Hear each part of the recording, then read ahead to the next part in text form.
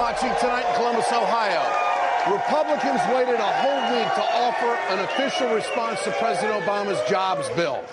In fact, House Speaker John Boehner didn't even offer a new plan of his own today. He only promised to oppose portions of the president's plan. The president's proposals are a poor substitute for the pro-growth policies that are needed to remove barriers to job creation in America. We heard more of the same from the speaker. Overall, overhaul absolutely the tax code. No tax increases on the wealthy. Cut regulations. We've heard all of this garbage before. Well, the president's response today was hinted at during his job speech last week. There are private construction companies all across America just waiting to get to work. There's a bridge that needs repair between Ohio and Kentucky that's on one of the busiest trucking routes in North America. That bridge is called the Brent Spence Bridge, and it connects Cincinnati, Ohio, with the state of Kentucky. Cincinnati, as you may remember, is John Boehner's district. And Kentucky, well, that's home of Senate Minority Leader Mitch McConnell. Today, the White House announced the president will visit the crumbling bridge next Thursday, where he will continue to push Congress to pass his jobs bill. Let's bring back Congressman Tim Ryan of Ohio, joining us here on The Ed Show again tonight. Congressman, good to have you with us. How important is it, in your opinion, for the president to stay on the stump and keep the pressure on with this bill, even though it appears he's not going to get much support from the Republicans? No doubt about it. We got to remember we are currently living under the George Bush tax plan that hasn't created jobs. We've been disinvesting in the country. So I think it's important for the president to continue to frame this debate to say we need investments back into the United States of America. We've got to rebuild. So the president next week is going to go to this bridge, okay, not just a few miles from here.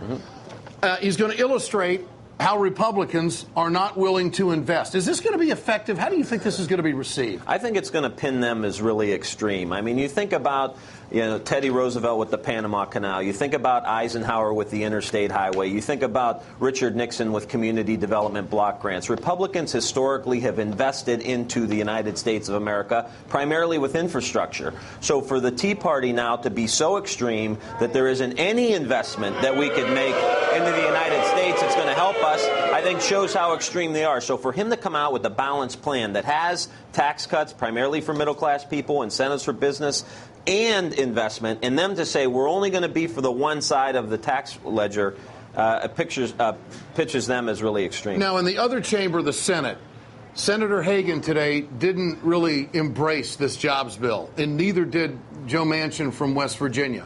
You're over in the House. What's the mood of the caucus? Are all Democrats going to support the president on this in the House?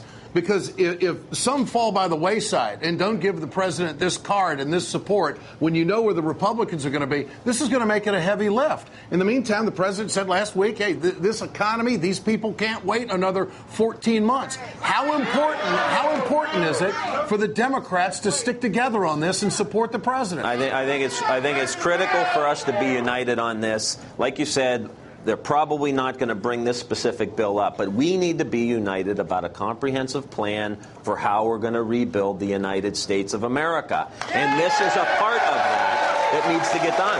Now, a development today, the super committee is coming up, all right? The president, the White House said today that the president is going to take Social Security off the table when the super committee gets together for deficit reduction. Your thoughts?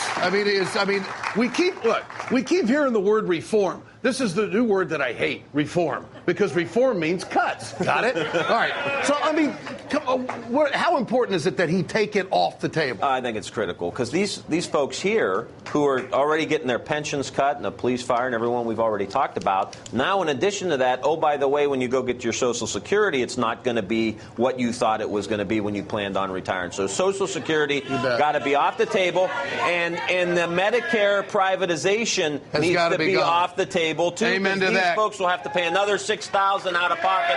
Congressman Tim Ryan of Ohio, thanks for joining us tonight, Congressman. He is from Youngstown. Collective bargaining. marketing saves money, but don't take my word for it. The mayor of Columbus, Ohio, Michael Coleman, is here, and he will explain. And later, you're going to hear from some of the great men and women who are out here with me tonight. We'll be right back live from Columbus,